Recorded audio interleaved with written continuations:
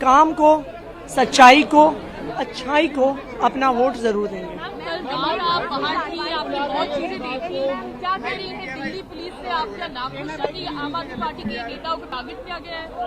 देखिए, ये बिल्कुल साफ है, इस चुनाव में गुंडागर्दी सिर्फ भारतीय जनता पार्टी ने नहीं की है। भारतीय जनता पार्टी और दिल्ली पुलिस की साठ गांठ में गुंडागर्दी हुई है। जहां पर भी भारतीय जनता पार्टी चुनाव आचार संहिता का उल्लंघन कर रही थी, पुलिस ने उनको पूरा सपोर्ट दिया, शह दी, उनको लोकेशन से भगाया। जगह जगह पर भारतीय जनता पार्टी के पदाधिकारियों के ठिकानों पर पैसा मिला, फ्लाइंग स्क्वाड्स तक पहुंचे, पर दिल्ली पुलिस नहीं पहुंची। तो ये बिल्कुल साफ है कि जो गुंडागर्दी चुनाव में हो रही है वो भारतीय जनता पार्टी और दिल्ली। तो आप सुन रहे थे दिल्ली की मुख्यमंत्री आतिशी मरलेना, और ये 6 और तस्वीरें आपको दिखा रहे हैं। वीरेंद्र सचदेवा, सतीश उपाध्याय, विजेंद्र गुप्ता वोट डालने के लिए पहुंचे, और भारतीय जनता पार्टी के फायरब्रांड नेता कपिल मिश्रा भी वोट डालने के लिए पहुंचे। मुझे पूरा भरोसा है कि दिल्ली के लोग अच्छाई के साथ, काम के साथ, सच्चाई के साथ खड़े रहेंगे, काम को जिताएंगे और गुंडागर्दी को हराएंगे। तो ये 5 और तस्वीरें आप देख रहे हैं। प्रवेश वर्मा भारतीय जनता पार्टी के उम्मीदवार हैं, नई दिल्ली विधानसभा, वेरी वेरी हॉट सीट। पूर्व मुख्यमंत्री और आम आदमी पार्टी के संयोजक अरविंद केजरीवाल इसी विधानसभा सीट से चुनाव जीते थे, और इस बार एक बार फिर मैदान में है। प्रवेश वर्मा इसी सीट से चुनाव लड़ रहे हैं, नई दिल्ली विधानसभा। विजेंद्र गुप्ता पूजा पाठ करते हुए भगवान के शरण में, सतीश उपाध्याय माता के दर्शन करने के लिए पहुंचे थे। रमेश विधुड़ी भारतीय जनता पार्टी के उम्मीदवार हैं इस बार, और चुनाव से पहले, वोट डालने से पहले भगवान की शरण में प्रार्थना करते हुए, और उपराज्यपाल अपना वोट डालने के लिए पहुंचे हैं।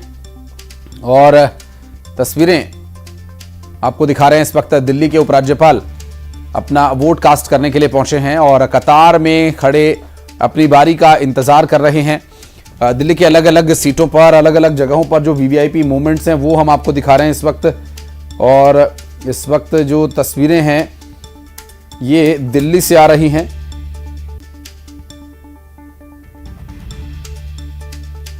आपको बता दें कि ये जो इस बार के चुनाव हैं काफी महत्वपूर्ण और काफी दिलचस्प भी हैं। दिल्ली के उपराज्यपाल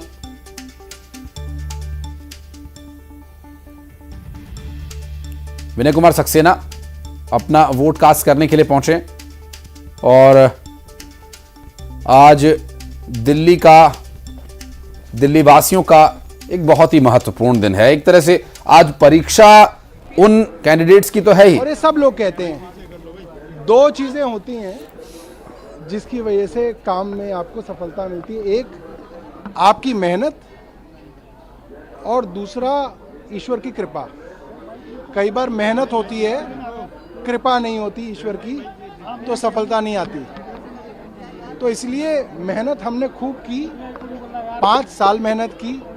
और कहा जाता है कि जो बच्चा पूरे साल पढ़ाई करता है उसको एग्ज़ाम में परेशान होने की दिक्कत नहीं होती है, वो एग्ज़ाम में ज़्यादा परेशान नहीं रहता है।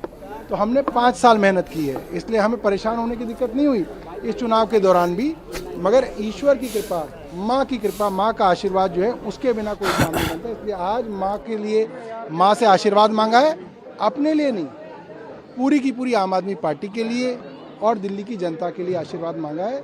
और माँ जो है हर बार की तरह कृपा करेगी। सौरभ जी, कल रात को हलचलें रही कालकाजी विधानसभा क्षेत्र में भी, पैसों के साथ जो है वो पकड़ा गया, 5 लाख कैश के साथ, और बताया जा रहा है कि ये सीएम आतिशी के ऑफिस के हैं। साथ ही काफी बवाल हुआ, क्या किस तरीके से इसको आप देख रहे हैं? देखिए, आप किसी भी आदमी को पकड़ के, और चलिए वापस लौटते हैं अपनी खबरों पर और दिखाते हैं आपको भोपाल से एक बड़ी खबर, जहां सौरभ शर्मा से जुड़ी एक बड़ी खबर आ रही है। आज सौरभ और उसके साथियों से ईडी पूछताछ करेगी। काली कमाई को लेकर सौरभ से पूछताछ ईडी ने रिमांड के दौरान की और अब न्यायिक हिरासत में यह भी पूछताछ का सिलसिला चलता रहेगा। स्पेशल कोर्ट से ईडी को अनुमति मिली है और ईडी जेल विभाग से पूछताछ को लेकर पहले कोऑर्डिनेट करेगा और फिर ईडी की टीम कोऑर्डिनेट करने के बाद पूछताछ के लिए जा सकती है।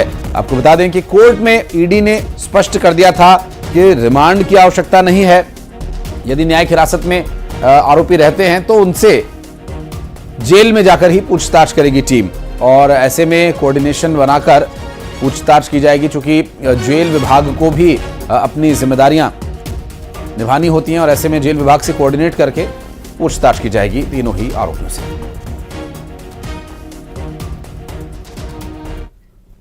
और आज भोपाल में मध्य प्रदेश के 12वीं के टॉपर्स के लिए बड़ा दिन है। दरअसल सरकारी स्कूल्स के 7,900 विद्यार्थियों को स्कूटी के लिए राशि वितरित की जानी है। शैक्षणिक सत्र 2023-24 के टॉपर्स को स्कूटी दी जाएगी। सीएम डॉक्टर मोहन यादव विद्यार्थियों को स्कूटी देंगे। कुशाभाऊ ठाकरे कन्वेंशन सेंटर में यह कार्यक्रम रखा गया है। दरअसल स्कूल शिक्षा मंत्री और जनजातीय कार्य मंत्री दोनों ही मौजूद रहेंगे और 12वीं कक्षा में फर्स्ट डिवीजन से पास हुई छात्राओं के लिए